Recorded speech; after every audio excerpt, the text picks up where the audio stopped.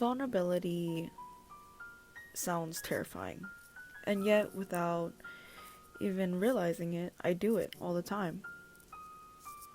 Vulnerability means exposing ourselves to the possibility of harm, physically or emotionally. This isn't a motivational or inspirational speech, it's a reflection on how it has shaped me.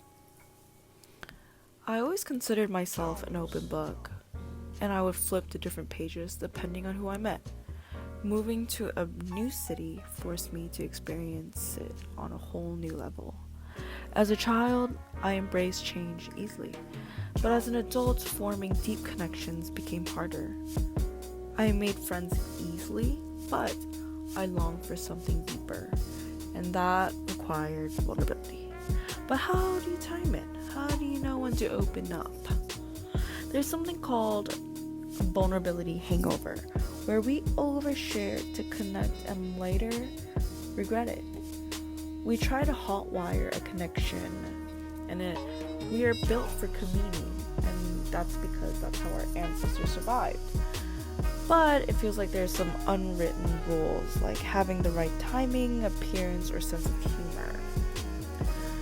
Trust and vulnerability go hand in hand, and without trust, I can't be vulnerable. And that's where the patience come in. As I wait for that trust to develop, the patience leads to loneliness, and loneliness is difficult to endure, which is where I try to hotwire that connection and feel that hangover as soon as I get in my car, and then I cringe. The hardest part of vulnerability is the risk of rejection, humiliation, and disappointment.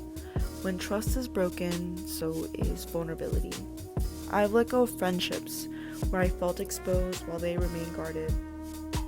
When hurt happens, my instinct is to retreat, not just from that one person, but usually away from others too. This month was the hardest as I felt the most vulnerable with God. I pushed him away because that man sees everything. I have expectations of people, and when they fail me, I push them away too. But I failed others. Admitting my faults, apologizing, and setting aside my pride is another layer of vulnerability. One that requires bravery and humility, but it's easier said than done.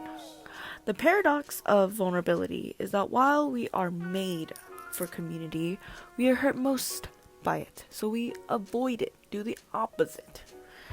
My deepest wounds come from those closest to me, church, family, and friends. But the true connection isn't about perfection.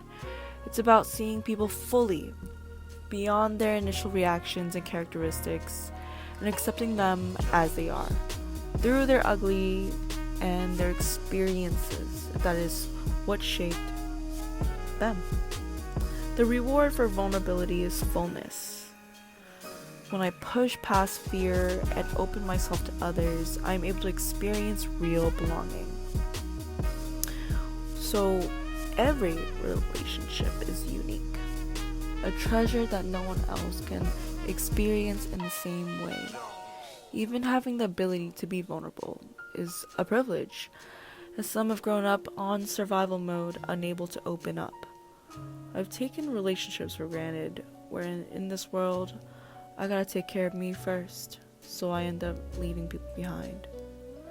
But God continues to challenge me to see beyond myself. I still struggle with loving people, often suspicious of their intentions. My roommate even called me out on it, reminding me on my own beliefs about community. Shout out to Shaya for keeping me accountable. But the truth is, we are built for each other. Even though that comes with hurt, it builds resistance, and through endurance comes character, and then